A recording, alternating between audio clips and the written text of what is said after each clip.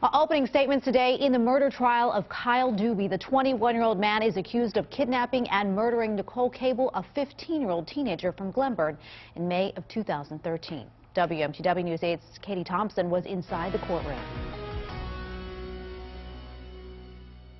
Despite a judge's ruling not to allow the defense to present an alternate suspect, they still maintain the innocence of 21-year-old Kyle Doobie. Today, a jury of 8 men and 7 women heard both sides explain how they plan to present the case.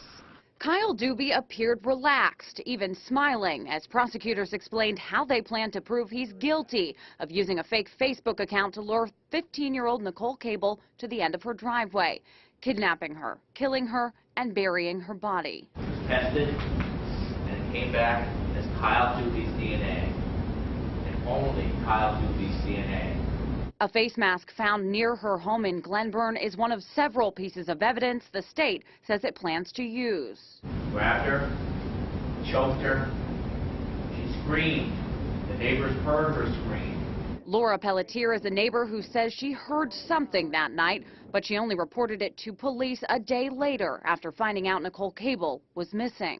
I heard the screaming and I heard words, and it was a woman screaming. It sounded awful. I actually thought somebody was being beat up or something. Pelletier is one of the first witnesses the prosecution will call to the stand. Still, Doobie's defense says the state's story has many holes and mistakes. We will show that there are other types of reasons that this child could have passed, not been caught.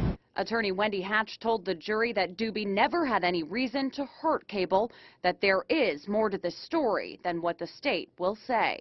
We are asking that you not rush to judgment as the state has done, but to sit and listen to all of the facts.